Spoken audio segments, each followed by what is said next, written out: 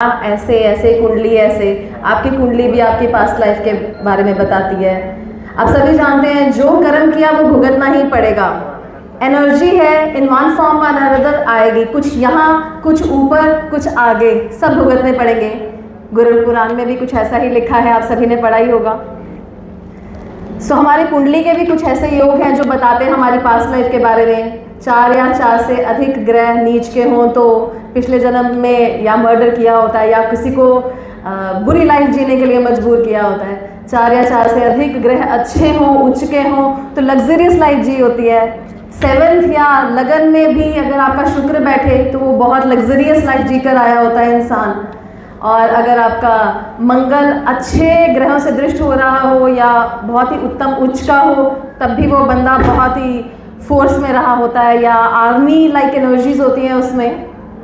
ऐसे बहुत सारे ग्रह हैं जो हमें बताते हैं, जैसे कि जुपिटर या तो उच्च का हो या फिर अच्छे ग्रहों से दृष्ट हो रहा हो तब भी वो इंसान लास्ट बर्थ में सन्यासी रहा होता है। तो और भी ऐसे बहुत सारे ग्रह हैं जो हमारी पास्ट लाइफ के बारे में हमारी कुंडली से ही हमें बता देते हैं।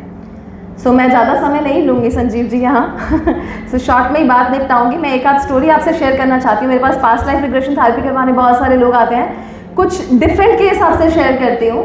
एक हमारे शहर के जानी मानी पर्सनालिटी है, पुलिस डिपार्टमेंट में है, वो मेरे पास आए और मुझे कहा उन्होंने कि जैस्मिन जी मेरी लाइफ में ना मुझे सब सक्सेस मिला है, इतना नेम फेम और मेरे डिपार्टमेंट में मेरी इतनी इज्जत है, लेकिन घर में मेरी हालत कुत्ते वाली है।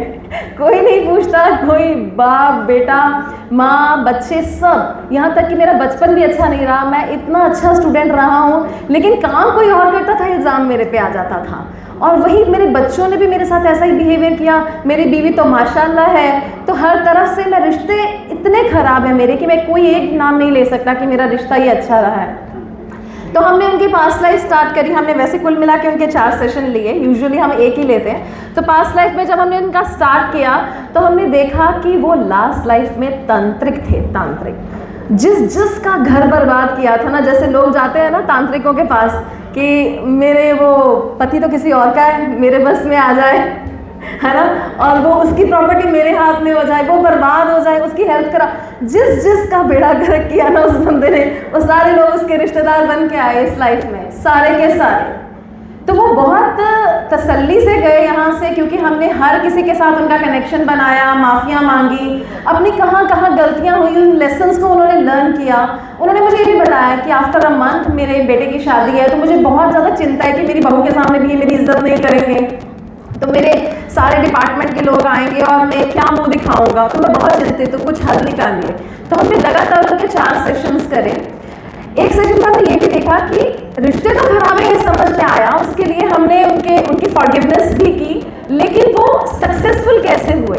तो सक्सेसफुल होने का रीज़न हमें ये मिला कि जब उन्होंने तंत्र विद्या शुरू करी तो सब कुछ छोड़ा, सब कुछ त्यागा, मोह माया त्यागी। और स्टार्टिंग में वो ऐसे नहीं थे। स्टार्टिंग में उन्होंने लोगों को भले के लिए ये काम किया, लोगों को ब्लेस किया, लोगों को बुरी चीज़ों से निकाला, लोगों को जो ब्लैक मैजिक में फंसे हुए लोग थे, पोजेशंस में फंसे हुए लोग थे, उनको निकाला।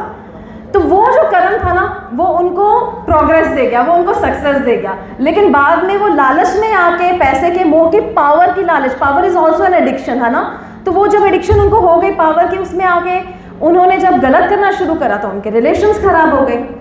तो वंडरफुल रिजल्ट्स हमें ये मिले कि 1 महीने बाद उनके बेटे की शादी थी, जिसके लिए वो बहुत चिंतित थे। देखिए पास्ट लाइफ है, ऐसा नहीं है कि चुटकियों में ही सारे कर्म रिजॉल्व करके कोई आएगा और सब कुछ ठीक हो जाएगा, ऐसा मैजिक नहीं होता। तो धीरे धीरे, क्योंकि जब हम किसी से माफ़ी मांगते हैं तो उसके सबकॉन्शियस माइंड में वो मैसेज जाता है, तो वो इंसान धीरे धीरे हमें माफ़ करता है, तो उसकी बॉडी लैंग्वेज, उसके वर्ड्स हमारे लिए चेंज होने लगते हैं प्रेजेंट लाइफ में। तो हुआ क्या, उनकी लाइफ में कैसे मिरेक्युलसली हुआ, उनकी जो बहू आई ना वो उनकी बहुत रिस्पेक्ट करती, बहुत ज़्यादा। अभी इस एपिसोड को 7-8 महीने हो गए होंगे।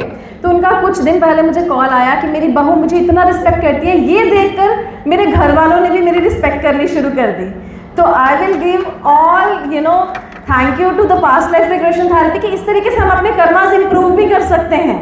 उन्होंने बहुत रिग्रेट किया, पीएलआर में जाके बहुत रोए, पछताए, माफिया मांगी, सीखा कर्मों को लेकर। हम देखते हैं गरुड़ पुराण में भी ये लिखा है, किसी की ज़मीन हड़पना, फ्रॉजरी यानी कि किसी के डुप्लीकेट साइन कर लेना, जानवर खाते हैं उनको, ये लिखा है वहाँ पे। अगर आप लोग अबॉर्शन कराते हो, भ्रूण हत्या करते हो, या फिर घर आए मेहमान को नहीं पूछते, तो वो लोग नीची योनि में जन्म लेते हैं, बहुत दुख भोगते हैं, राइट। तो ऐसा भी किस्सा उनकी एक पास्ट लाइफ में हमने देखा कि उनका लास्ट लाइफ यानी कि जो जिंदगी थी पिछली वो खत्म कैसे हुई। तो उसमें हमने देखा कि उनको जंगली जानवरों ने खाया, उस तांत्रिक बाबा को जंगली जानवरों ने खाया। तो हम जब इसके लिए रिजल्ट तक पहुंचे कि ऐसा क्यों हुआ, रूट कॉज तक पहुंचे, तो हमें ये पता चला उन्होंने सोल ट्रांसफॉर्म करने की कोशिश करी। सोल ट्रांसफॉर्म आप जानते होंगे, आजकल तो ये बड़ा दिखाया भी जा रहा है यूट्यूब पे, लोग सोल एक्सचेंज कर लेते हैं। तो उन्होंने वो कोशिश करी जिसमें वो नाकामयाब रहे, क्योंकि उनका कोई ये कह लो कि गुरु इतने एक्सपर्ट नहीं थे या उन्होंने इतने अच्छे से वो फॉलो अप नहीं लिया। तो वो सोल एक्सचेंज करने में कमी रहेगी। जिस इंसान के साथ वो सोल एक्सचेंज कर रहे थे उसके और इनके खुद के कर्मों के दोनों के दुख एट द एंड इनको लाइफ में भुगतने पड़े थे और जंगली जानवरों ने इनको खाया था, इनकी मुक्ति भी नहीं हुई थी। कुछ ऐसी भी चीज़ें हमने एपिसोड में देखी कि जहाँ पे पिछले जन्म के जो दुश्मन भी थे वो भी फॉलो करते हुए इस जन्म में उनके साथ आए। यानी कि जो लोग भी अभी भी भूत प्रेत इन चीज़ों से डरते हैं या ब्लैक मैजिक जैसी चीज़ों से बहुत ज़्यादा इफेक्टेड है ना, तो ये ऐसा नहीं है कि अभी वो दुश्मनी पैदा हुई, वो पिछले जन्मों से भी आए हुए लोग सोल्स जो है आपको फॉलो करते जा रहे हैं। तो lesson from it is only we have to be very very aware about our karmas. सोच समझ के करना है। हमारे लिए ये लेसन बहुत ज़्यादा ज़रूरी इसलिए क्योंकि हमारे पास तो लोग आते हैं, भाई मेरी तो सास जो है वो बहुत तेज़ है, मेरे पति को अपने बस में करके रखा है, ये मेरे पति और मेरी सास की ना खत्म हो जाए और मेरे पति और मेरी बन जाए, ये गलत कर्म है ना। अगर हम ऐसी कोई रेमेडी या कुछ भी ऐसा उपाय देते हैं तो ये गलत कर्म है, एक माँ को एक बच्चे से बिछेड़ना। तो इस तरीके से हमें भी रेमेडीज बहुत सोच समझ के केयरफुली देनी चाहिए, अपने कर्मास पे फोकस करना चाहिए कि किसी के कर्मा में इंटरफेयर करके हम अपने कहाँ खराब कर रहे हैं। सो आई थिंक हम सभी को ये लेसन लर्न करना चाहिए कि हम अपने कर्मास पे बहुत अवेयर हैं। And thank you so much for listening.